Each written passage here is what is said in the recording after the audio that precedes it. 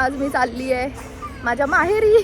तर जेव्हा पण मी इकडे येईल बाळाला घेऊनच येणार. फेस एवढा हे झालाय ना, सुजलाय, म्हणजे पाय पण खूप सुजले. फोटोग्राफी मध्ये काय येतं काय नाही. आज माझा लास्ट डे इकडे नवी मुंबईमध्ये. माझं 19 kg वेट गेन झालंय. कसं वाटतंय काय, मला तर खूप आठवण येईल तुझी. तर याचे मला भरपूर रील्स येत होते इंस्टाग्रामला.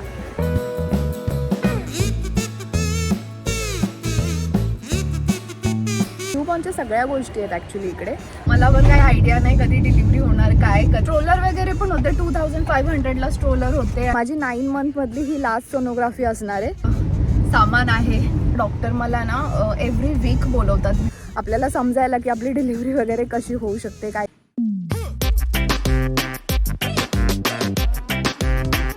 हॅलो, सो आम्ही आलो आहे नेरूळला.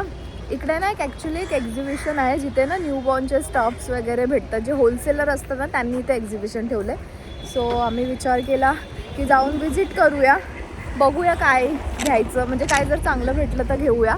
सो आम्ही आता इकडेच आलो आहे. प्रतीक येतो आहे मागून. खूप जास्त ऊन आहे, बापरे लय गरम होते. याचे मला भरपूर रील्स येत होते इंस्टाग्रामला. तर मग म्हटलं की चला एकदा जाऊन व्हिजिट करूया, कारण मला पण काही गोष्टी घ्यायच्या होत्या. बेड वगैरे, जसं न्यूबॉर्न बेबीचा बेड असतो तसं. आणि म्हटलं की बघूया तरी ना अजून काय काय आहे. मागे बघा खूप मोठं आहे हे अँड भरपूर गोष्टी आहे. तर आम्ही तेच आता बघतो आहे. तर जोपर्यंत हा व्लॉग येईल हे ॲक्च्युली संपलेलं असेल एक्झिबिशन, कारण माझा हा व्लॉग थोडा लेट येणार आहे. मी तुम्हाला दाखवते इकडे काय काय आम्हाला काय आवडतं. जर काय आवडलं तर घेऊ, असं माझा काही प्लॅन नाही आहे घ्यायचा. मी जस्ट असं बघायला आली आहे. पण जर मला काही आवडलं तर मी घेईल, बिकॉज मी बऱ्याच गोष्टी ऑनलाईन ऑर्डर केलेल्या आहेत.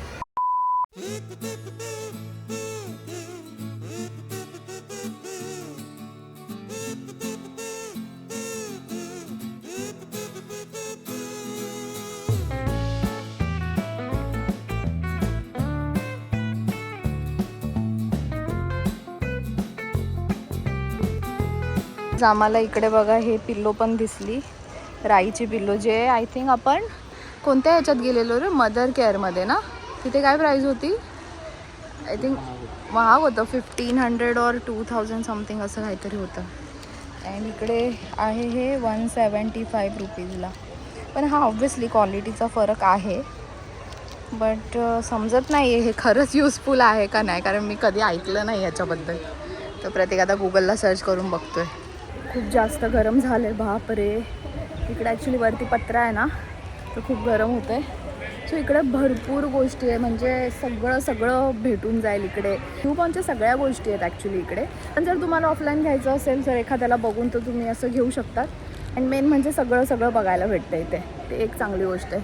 आता आम्ही आलो आहे बेडच्या सेक्शनमध्ये. मी फक्त एवढंच घेतलं आहे, मिटन्स, आणि हे मला आवडलं. बाकी आता बघू बेडमध्ये काय आवडलं तर घेईल. भरपूर ऑप्शन्स आहेत इकडे.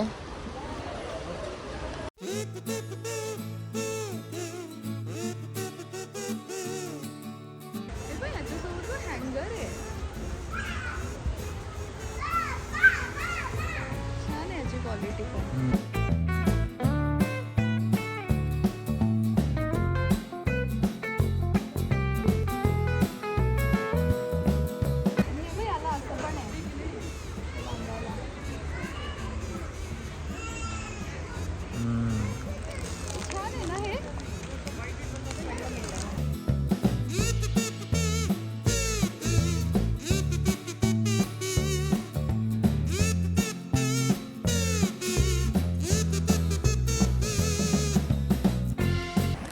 आम्ही निघालो इकडून.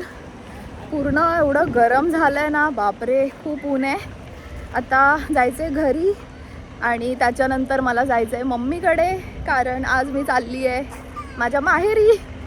सो माझी पॅकिंग वगैरे झाली आहे, थोडीशी पॅकिंग बाकी होती, म्हणजे थोडीशी पॅकिंग बाकी आहे जे आम्ही करू घरी पोहोचल्यावर. आणि बाकी ऑलमोस्ट सगळं झालेलं आहे. हे जे एक्झिबिशन आहे ना ते 4 तारखेपर्यंत आहे ॲक्च्युली, पण मी मे बी नाही येऊ शकत तोपर्यंत, म्हणून मग मी आताच आली. मी निघालो आहे आता. जे एक्झिबिशन आहे ते ॲक्च्युली बरंच मोठं आहे आणि भरपूर सामान आहेत तिकडे. न्यूबॉर्नचं सगळं तुम्हाला भेटून जाईल. फक्त क्वालिटी वगैरे आता डिपेंड कोणाला कशी क्वालिटी आवडते. आणि ज्या क्वालिटी म्हणजे माझा एक्सपिरियन्स असा होता की जी क्वालिटी तिथे होती मला असं वाटलं सेम क्वालिटी ऑनलाईन पण भेटून जाईल आणि त्याच्यापेक्षा कमी प्राईसमध्ये. कारण मी आता ऑनलाईन बऱ्याच गोष्टी ऑर्डर केल्यात आणि मला रेट आता कळलेत की काय रेटला कसं भेटतं आणि ऑनलाईन कसे रिव्ह्यूज पण बघायला भेटतात तुम्हाला. सो ते एक आहे. बट काही प्रोडक्ट आहे ज्यांची क्वालिटी एकदम सुपर्ब आहे आणि प्राईसच्या अकॉर्डिंगली प्रॉपर ब्रँडच्या शॉपमध्ये गेले ना ती जी प्राईस आणि ती जी क्वालिटी आहे ना ती क्वालिटी पण इकडे तुम्हाला भेटेल आणि प्राईस एकदम असं कमी याच्यामध्ये भेटेल. स्ट्रोलर वगैरे पण होते 2500ला स्ट्रोलर होते आणि ते पण छान होते. बट आम्हाला आता लगेच असं काही यूज नाही आहे स्ट्रोलरचा, सो आम्ही नाही घेतलं. तर आम्ही फक्त थोडीच शॉपिंग केली आहे. एक मी ना स्वॅडल घेतलं ज्याची क्वालिटी एकदम मस्त आहे, एकदम अशी सॉफ्ट आहे कुशनी आणि बाळाला नंतर यूज होईल कारण माझी जी डिलिव्हरी आहे ती म्हणजे पावसाळा स्टार्ट व्हायच्या आधी होणार आहे. सो थंडी असेल मग त्याच्यानंतर विंटर आहे. सो त्या क्वालिटीमध्ये मी हे घेतले स्वॅडल घेतलेलं आहे आणि मस्त आहे. म्हणजे रेडी टू रॅप आहे. असं काही गुंडाळायची गरज नाही आहे त्याला. एकदम असे काय बोलतात त्याला चिपकवायला सगळ्या गोष्टी आहेत आणि हां वेलक्रो बोलतात त्याला.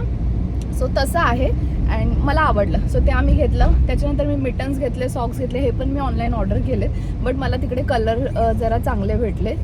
आहे घेण्यासारखं आहे, तुम्ही विजिट करू शकता. बट आय थिंक हा ब्लॉग खूप लेट येईल तोपर्यंत एक्झिबिशन संपून जाईल. तर तुला कसं वाटलं तिकडे, काय एक्सपिरियन्स होता? चांगलं होतं, चांगले प्रॉडक्ट्स आहेत.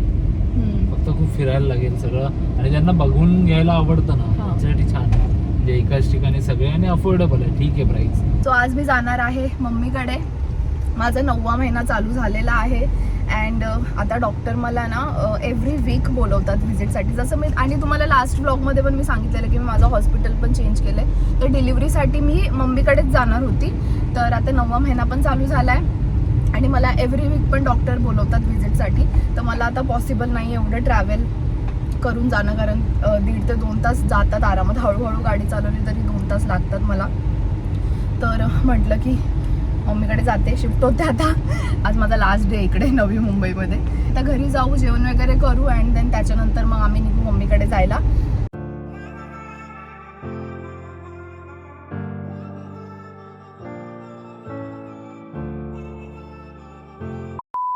हॅलो, सो मी निघाली आहे आणि आता मी चालली आहे कल्याणला. प्रतीक मला सोडतोय घरी. चांगलं वाटतंय का तुला? चांगलं वाटतंय काय? मला कसं वाटतंय काय? मला तर खूप आठवण येईल तुझी. आठवण तरी हा ना.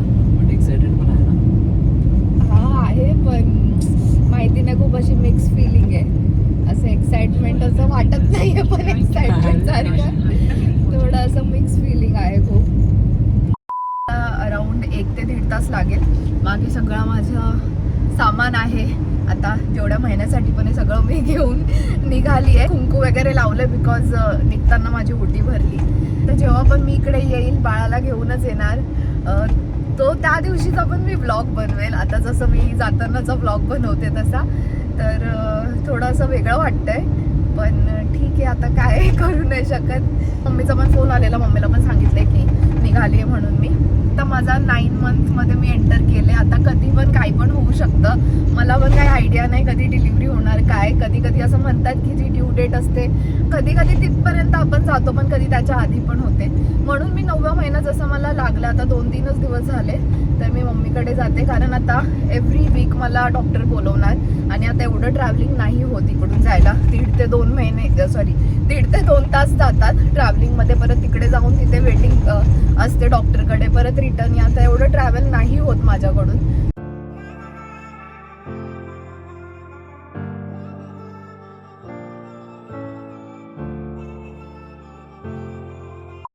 हॅलो, सो हा आहे नेक्स्ट डे. काल जसं तुम्ही बघितलं लास्ट क्लिपमध्ये प्रतीक मला सोडायला आलेला घरी. त्यांनी मला ड्रॉप केलं. त्याच्यानंतर आम्ही जस्ट असं गप्पा मारल्या सगळे, म्हणजे सगळे घरी होते, जेवण वगैरे केलं. त्याच्यानंतर तो निघाला. मला पण असं ॲज ब्लॉग नाही करता आला तर मी पण काही ब्लॉग नाही केलं कारण मी पण खूप दमलेली ट्रॅव्हलिंगमध्ये. तर हा नेक्स्ट डे आहे. आज पण मला भरपूर काम होतं. सो सकाळपासून मी काहीच ब्लॉग नाही केलं. तर माझी ऑफिसची कामं होती ती मी करत होती कारण आता 9वा महिना माझा चालू आहे. तर माझी थोडी अशी कामं आहेत जी मला आधीच करून ठेवायची आहे. सो जर माझी डिलिव्हरी वगैरे जेव्हा पण होईल तर मला जरासा फ्री टाईम भेटेल. तर म्हणून मला जी काही कामं आहेत ती संपवायची. सो आज दिवसभर माझा तो कामातच गेला. आता वाजलेत 6, मला जायचं आहे डॉक्टरकडे. डॉक्टरची अपॉइंटमेंट मी सकाळीच घेतलेली आहे. तर आता 6 वाजलेत, माझी 7ची अपॉइंटमेंट आहे. आम्हाला हाफ ॲन आवर लागेल डॉक्टरकडे पोहोचायला. अँड ही माझी 9व्या महिन्यातली फर्स्ट अपॉइंटमेंट आहे. So I don't know doctor काय सांगणार आहे, कसं असणार आहे, मला काही आयडिया नाही आहे. आज गेल्यावरच कळेल. मला एवढं माहिती की एक सोनोग्राफी असते, पण ती मला आता लगेच सांगतील का नंतर सांगतील काही आयडिया नाही आहे. तर बघूया, जे पण असेल मी तुम्हाला अपडेट करेलच. तर आता जस्ट मी रेडीच होत होती, म्हणजे असं काही रेडी नाही होते, जस्ट मला चेंज करायचं आहे काय, कारण आता काय अशी इच्छा पण नाही होते काय करायची. And guys you can see माझा फेस एवढा हे झाला आहे ना, सुजला आहे, माझे पाय पण खूप सुजले. तर मला ते पण डॉक्टरांना विचारायचं आहे की हे नॉर्मल आहे का काय आहे. तर तुम्हाला दाखवू नाही शकत पाय वगैरे, बट खूप सुजलेत पाय. तर आम्ही आता तिकडेच जायला निघणार आहे. तर मम्मी असणार आहे माझ्यासोबत. याच्या आधी नेहमी प्रतीक असायचं माझ्यासोबत डॉक्टरच्या अपॉइंटमेंटमध्ये.